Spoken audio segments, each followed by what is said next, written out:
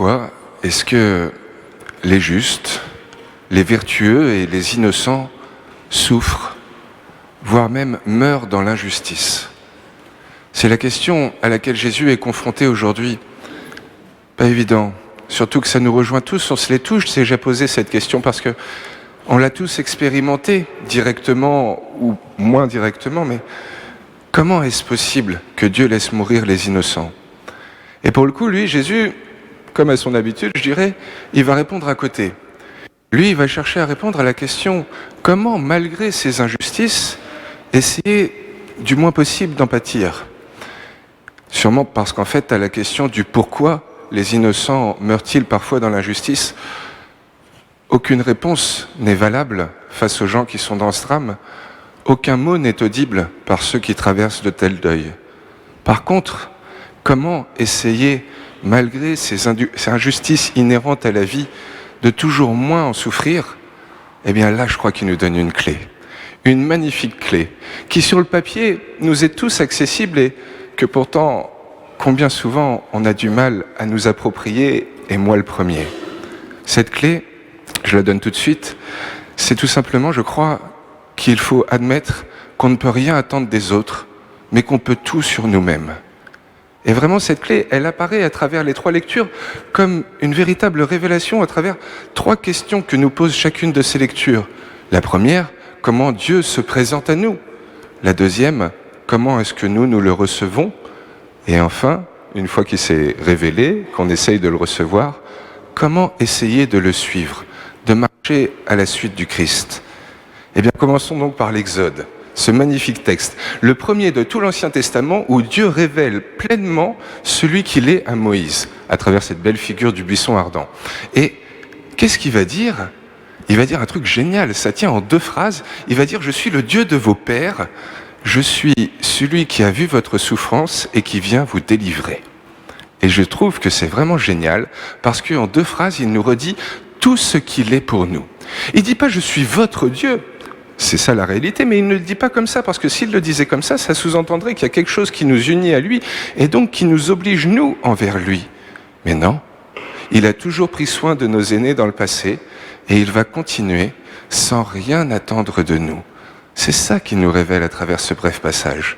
En 2 phrases, il nous redit que toute sa mission, c'est de venir nous délivrer de ce qui nous enferme gratuitement, sans rien attendre de nous.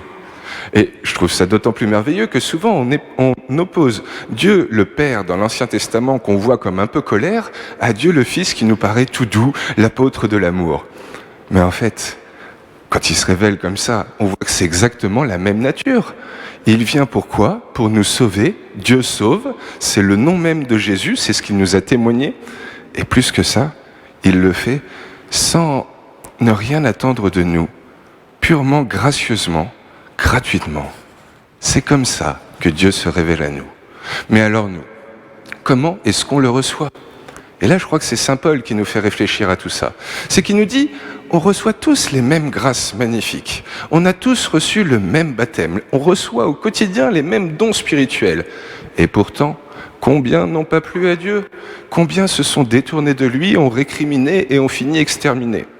Alors vous allez me dire, Mathieu, c'est incohérent avec ce que tu disais il y a 30 secondes. Eh bien, je pense pas. Parce que, après tout, c'est assez logique. Il dit, ceux qui désirent le mal finissent exterminés. Ex, ça veut dire hors d'eux. Terminer, ça veut dire finir. C'est sûr que si on désire le mal, on risque de finir hors de lui. Lui qui est pleinement le bien, l'amour parfait. Et alors, qu'est-ce qu'il ne faut pas faire pour ne pas risquer de finir hors de lui, hors du paradis, hors de Dieu ? Eh bien, tout simplement, il y a une seule chose que saint Paul dénonce, le fait de récriminer, le fait d'attendre des autres quelque chose. On attendrait de nos gouvernants qu'ils agissent mieux, on attendrait des chrétiens qui viennent à la messe, qu'ils soient plus en accord avec ce qu'ils disent être. Mais qui sommes-nous pour attendre quoi que ce soit des autres ? Et si Jésus le dénonce, si saint Paul le dénonce là aujourd'hui, et si Jésus, c'est peut-être même la seule et unique chose qui dénonce de l'évangile, cette hypocrisie où on attend des autres ce qu'on ne fait pas nous-mêmes, pourquoi est-ce que c'est présenté comme le mal, celui dont il faut se méfier ? Eh bien sûrement, je crois, parce que c'est ça en fait l'enfer. Être malheureux de voir les autres heureux. Au fond, le ciel, il n'y en a qu'un, un seul et unique. Il n'y a pas de deux lieux qui nous attendent après notre mort. Il n'y a pas d'un côté les méchants en enfer et de l'autre ceux qui sont au paradis. Non, le Seigneur nous le redit, il y a bien un seul lieu, le ciel. On l'a encore entendu cette semaine dans la parabole du riche et de Lazare. Mais pourtant, certains se sentiront comme en enfer et d'autres juste jouiront du paradis. Pourquoi cette différence ? N'est-ce pas tout simplement parce que certains ne seront pas capables d'être heureux, de voir les autres heureux, qui seront dans leurs attentes à se dire « Mais comment lui, il peut être comme ça et en profiter autant alors que, objectivement, il ne le mérite pas ?»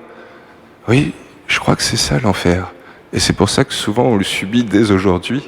Bernanos, ce poète magnifique, disait « L'amour, aimer, c'est se réjouir, trouver sa joie dans la joie des autres. » Et nous, ce qu'on veut au final, c'est être au paradis. Le paradis, c'est être en Dieu. Et Dieu, c'est l'amour.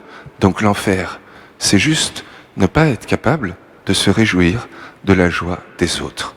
Être dans nos attentes, plus ou moins illégitimes, plus ou moins infondées, et malheureusement nous enfermer dedans, dans ce mécontentement et cette incompréhension. Et c'est ça qui est mal. Déjà, c'est mal pour nous, parce que ça nous fait mal, on est toujours déçus, 99% du temps. Mais plus que ça, parce que c'est pas ajusté. Qui sommes-nous pour attendre quoi que ce soit des autres ? Oui, je crois que même si ça fait mal, il faut l'accepter. On ne peut rien attendre des autres. On ne doit sûrement rien attendre des autres. Mais si on ne peut rien sur eux, on peut tout sur nous-mêmes. Et ça, c'est, je crois, tout le développement de l'évangile qu'on vient d'entendre aujourd'hui. Le Seigneur répond à cette question, comment le suivre au fond ?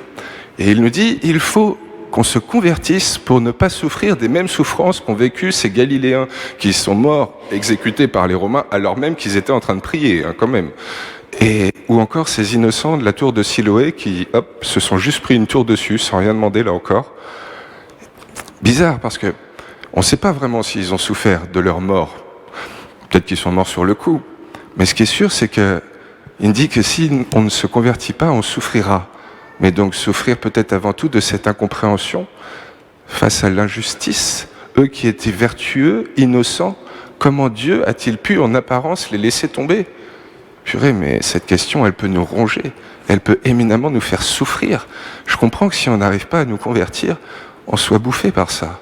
Et c'est pour ça qu'il nous invite donc à sortir de nos récriminations, parfois illégitimes, infondées, même peut-être souvent, et qui au quotidien nous rongent vraiment de l'intérieur, pour être comme le vigneron et le figuier. Le vigneron, celui qui, alors que objectivement on ne peut plus rien attendre du figuier, va oser en prendre soin. Et le figuier, qui pour le coup accepte de se laisser travailler, et même de se faire recouvrir de fumier. C'est pas rien quand même.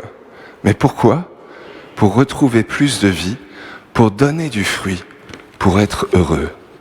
Et ça nous renvoie forcément à cette question qu'on se pose régulièrement.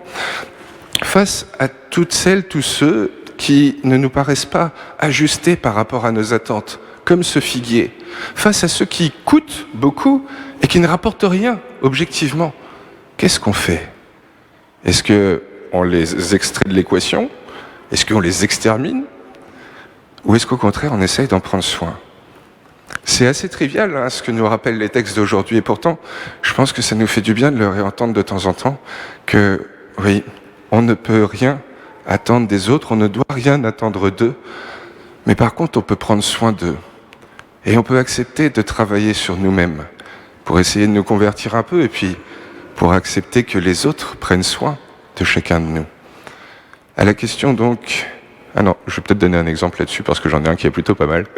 C'est en fait, je crois, c'est très accessible. C'est ce que vivent en fait tous les parents qui ont vu leurs enfants devenir adultes et qui aujourd'hui sont heureux avec eux.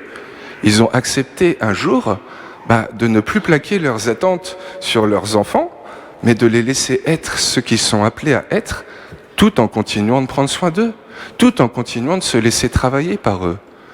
Oui, je pense que ce que nous propose le Seigneur, ça nous est éminemment accessible et nombre d'entre vous l'avez déjà vécu. Mais donc, à la grande question, pourquoi les justes, les innocents souffrent-ils ? Dieu lui-même n'y répond pas.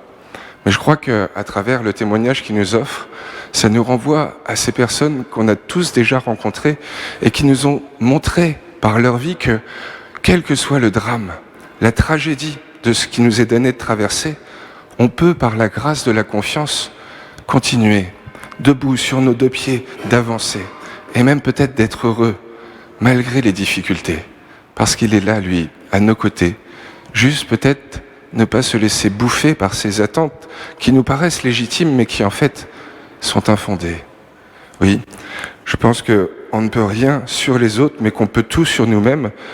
Et donc, au lieu d'attendre d'eux, peut-être prendre soin d'eux et accepter qu'ils en fassent de même, sûrement parce qu'au fond, c'est ça ce à quoi on est appelé demain, le paradis, l'inverse de l'enfer.